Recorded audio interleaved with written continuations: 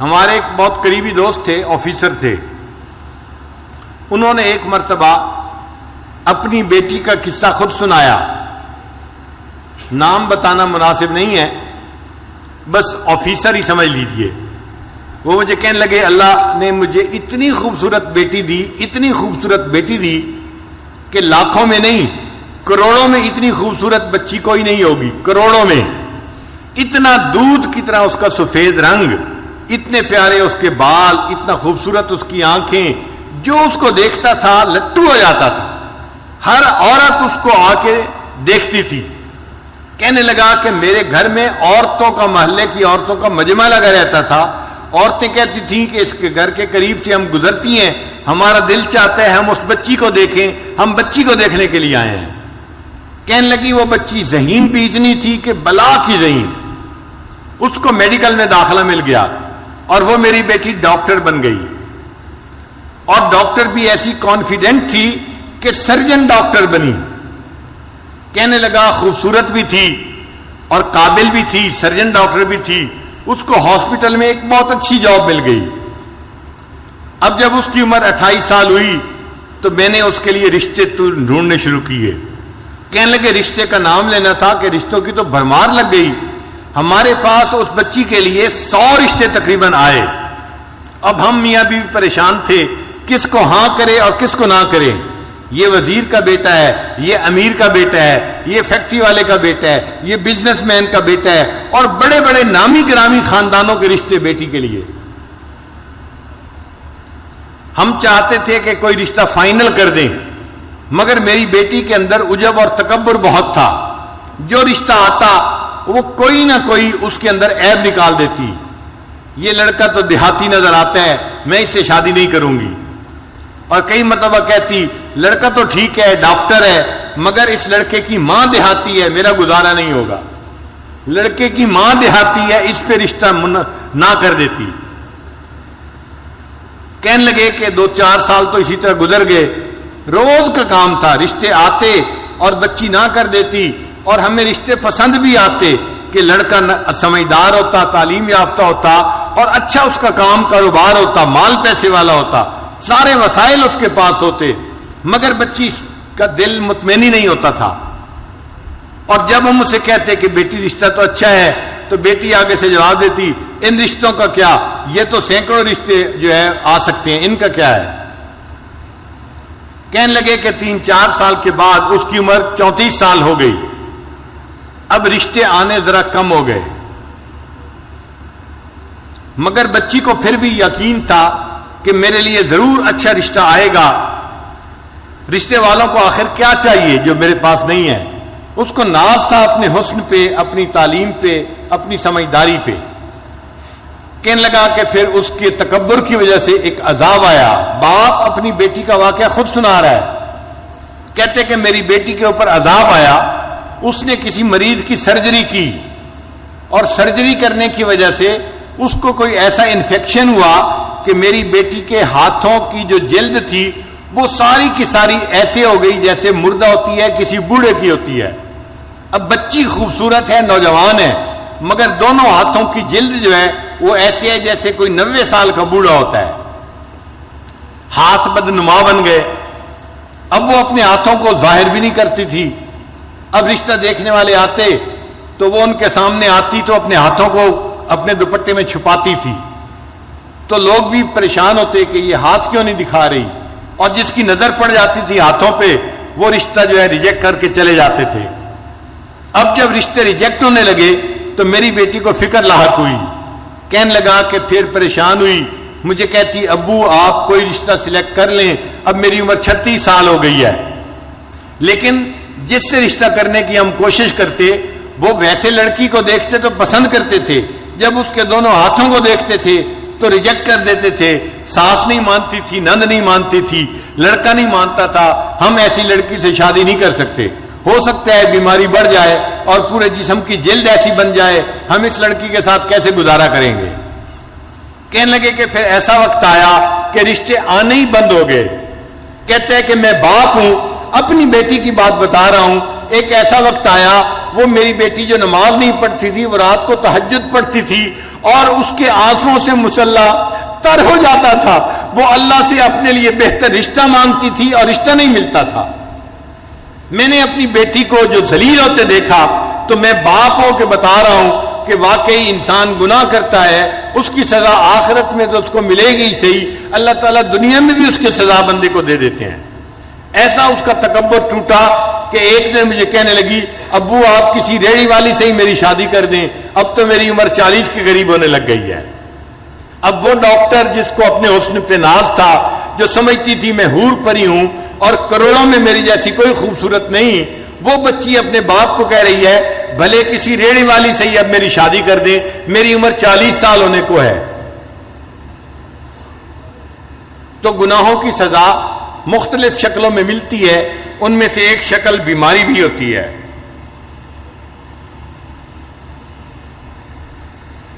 اور ایک شکل ہوتی ہے کہ انسان کو اللہ تعالیٰ لوگوں میں بے عزت کر دیتے ہیں, لوگوں کے دل سے اس کی عزت نکال دیتے ہیں.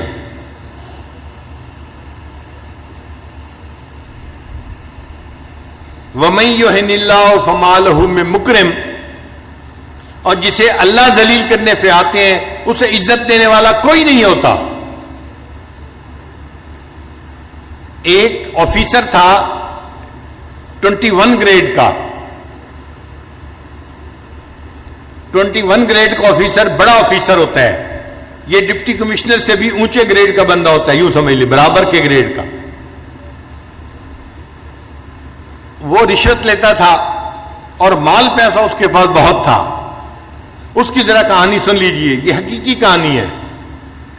اس بندے نے ایک کالونی کے اندر پلاٹ خریدا اور بہترین گھر بنایا. پھر وہ اپنے گھر کے اندر شفٹ ہو گیا. جب گھر کے اندر شفٹ ہوا تب اس کو پتا چلا کہ گھر کے بالکل ساتھ مسجد تھی اور مسجد کی اذان کی آواز اس کے گھر میں آتی تھی. اب جو نیک بندہ ہے وہ تو خوش ہوتا ہے کہ مسجد کا پڑوس مل گیا. جو فسق و فجور میں پڑا ہوتا ہے, بے نمازی ہوتا ہے, اس کو مسجد کا پڑوس نہیں چاہیے ہوتا. چنانچہ یہ رات کو سویا ہوا تھا, مؤذن نے فجر کی اذان دی, اس کی آنکھ کھل گئی. اب اس کو بڑا غصہ آیا کہ اس نے میری نیند خراب کر دی. صبح اٹھا تو اس نے مؤذن کو بلوایا اور مؤذن کو کہا کہ تم فجر کی اذان سپیکر پہ مت دیا کرو, میری نیند خراب ہوتی ہے. مؤذن نے جا کے محلے کے لوگوں کو بتایا. انہوں نے کہا کہ بھائی ہم تو بوڑھے ہیں, گھڑی کا ٹائم دیکھ نہیں سکتے, ہم تو اذان کی آواز سنتے ہیں فجر میں تو مسجد میں آتے ہیں. اگر آفیسر صاحب کو پرابلم ہے تو یہ اپنا گھر مسجد سے دور کہیں جا کر خرید لیں, کیوں انہوں نے قریب خریدا ہے. یہ جگہ بدلے, مسجد تو نہیں بدل سکتی, تم اذان کی آواز دو سپیکر پہ. تو مؤذن نے اگلے دن پھر سپیکر پہ اذان دے دی. اب اس بندے کی جب پھر نیند خراب ہوئی, اس کو بڑا غصہ. میں نے مؤذن کو بلا کے کہا بھی تھا اذان کی آواز نہ دینا فجر کے وقت میں سپیکر پہ, اس نے میری بات نہیں مانی. اس نے دن میں اس مؤذن کو بلایا اور اس کو پھر اس نے ایک تھپڑ لگایا. میں نے تجھے نہیں کہا تھا, تجھے میری بات سمجھ نہیں آئی تھی, میں فارسی بول رہا تھا, تو کیوں نہیں سمجھا, کیوں تو نے اذان دی. اب مؤذن کو جو تھپڑ پڑا وہ بیچارہ تو صبر کر گیا, مگر اللہ کا نظام حرکت میں آ گیا.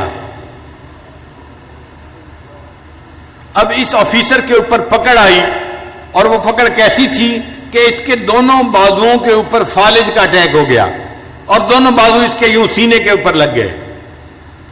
اب بازو لمبے بھی نہیں کر سکتا اور بازو یہاں پر ہیں اور وہ کام بھی نہیں کر سکتا. جب کام نہیں کر سکتا تو دفتر والوں نے اس کی نوکری سے چھٹی کروا دی. وہ جو رشوت کا پیسہ آ رہا تھا, ایک پائپ لائن لگی ہوئی تھی پیسے کی, وہ سب ختم ہو گئی. اب یہ گھر میں پڑ گیا. بیوی خدمت کرنے لگی مگر مزاج افسرانہ تھا, شاہانہ تھا. بیوی کھانا لاتی, اس میں عیب نکالتا, گرم نہیں, نمک ایسے نہیں, فلاں ایسے نہیں, ہر چیز میں عیب.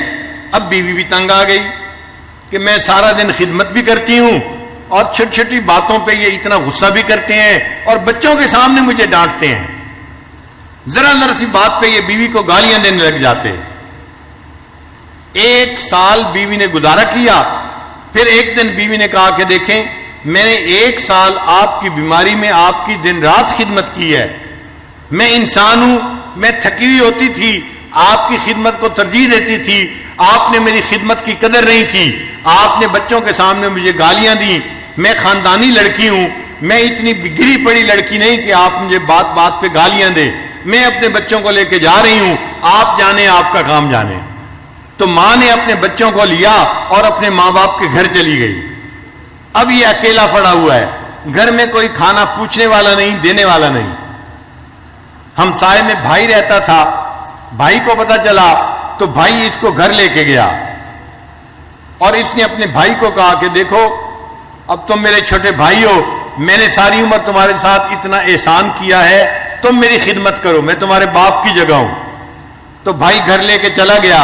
اس نے اپنے بیوی بچوں کو کہا کہ میرے بھائی کی خدمت کرو, یہ بیمار ہے. مگر جو مزاج بگڑا ہوا ہوتا ہے وہ تو ہر جگہ بگڑا ہوا ہوتا ہے. اب بھائی کے گھر میں بھی اس کا حال یہی کہ بھابھی چائے لے کے آئی, یہ تو گرم نہیں ہے, اور تمہیں تو سلیقہ نہیں ہے, تمہیں تو فلاں نہیں ہے. تو بھابھی اس کی باتیں کیسے برداشت کرتی. اس نے چند دن دیکھا, چند دن کے بعد اس نے اپنے خاوند کو کہا یا تو تم بھائی کو گھر پہ رکھ لو یا پھر مجھے گھر پہ رکھو, ورنہ میں گھر سے جا رہی ہوں. اب بھائی کو اپنا گھر بھی ٹوٹتا نظر آیا. ایک دن بھائی نے آ کے اس کو سمجھایا, میری بیوی آپ کی خدمت کرتی ہے, میرے بچے آپ کی خدمت کرتے ہیں, آپ ان کو کیوں ڈانٹتے ہیں, کیوں ان سے غصے ہوتے ہیں. اس نے بھائی کو بھی جو ہے وہ سنانی شروع کر دی, تم رن مرید ہو, تم بیوی کے جو ہے وہ جو ہے غلام ہو, تم کوئی انسان ہو, تم مرد ہو, تمہارا یہ حال ہے, تمہارا یہ حال ہے. اب جب اس نے بھائی کو اس کے بچوں کے سامنے ڈانٹا تو بچوں نے اپنے باپ سے کہا ابو جی اس بھائی کو یہاں سے چھٹی کراؤ. بھائی کو بھی غصہ آیا. تقریباً دن کے کوئی 9 بجے تھے, گرمی کا موسم تھا. اس نے اپنے بچوں کے ساتھ اس کی چارپائی کو اٹھایا اور اٹھا کے اس کو باہر جا کر گلی کے اندر رکھ دیا. سڑک تھی دروازے کے اوپر. اب یہ سڑک کے کنارے پڑا ہوا ہے اور اس کی جو ہے وہ پوچھنے والا کوئی نہیں, اس کو کھانا دینے والا کوئی نہیں. جب سورج اور بلند ہوا تو گرمی بھی تھی, پسینہ بھی تھا, اور اللہ کی شان دیکھیں اس دوران اس کو ٹانگوں پہ فالج ہوا اور اس کی ٹانگیں بھی جیسے ہاتھ سینے پہ لگے ہوئے تھے, ٹانگیں بھی سینے کے ساتھ لگ گئیں. اب یہ گوشت کا لوتھڑا بن گیا, نہ ہاتھ ہلا سکتا ہے نہ پاؤں ہلا سکتا ہے, صرف دیکھ سکتا ہے, بول سکتا ہے. سڑک کے کنارے پڑا ہوا ہے. اب اس کو بھوک لگی ہوئی ہے چونکہ 1-2 دن سے اس نے کھایا نہیں تھا.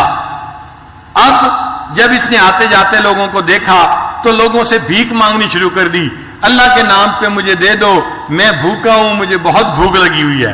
جس اللہ کا نام سننا اس کو گوارا نہیں تھا, اذان ہوتی تھی اس کی نیند خراب ہوتی تھی, آج سڑک کے کنارے پڑے اسی اللہ کے نام پہ لوگوں سے بھیک مانگ رہا ہے, مجھے اللہ کے نام پہ کچھ دے دو. ایک کالج کا لڑکا جا رہا تھا, اس نے اس کو 10 روپے نکال کے دیے. یہ کہنے لگا بچہ میں اس 10 روپے کا کیا کروں گا, نہ میں چل سکتا ہوں نہ آ جا سکتا ہوں, مجھے تو بھوک لگی ہے, روٹی لا کے دو. اس نے روٹی قریب سے خریدی اور لا کے دی. جب روٹی لا کے دی اس نے تو یہ کہنے لگا کہ میں اپنے ہاتھ سے تو روٹی توڑ کے کھا نہیں سکتا, آپ پلیز مجھے روٹی کھلا بھی دیں. وہ لڑکا کہنے لگا مجھے تو کالج جانا ہے اور دیر ہو رہی ہے, میں نے روٹی لا کے دے دی, اب کھلانے کا ٹائم تو میرے پاس نہیں ہے, میں یہ روٹی رکھ کے جا رہا ہوں. جب اس نے روٹی زمین کے اوپر رکھی تو یہ سوچنے لگا کہ زمین پہ رکھی روٹی تو میں اٹھا کے کھا نہیں سکتا, نہ ہاتھ کام کرتے ہیں نہ پاؤں کام کرتے ہیں.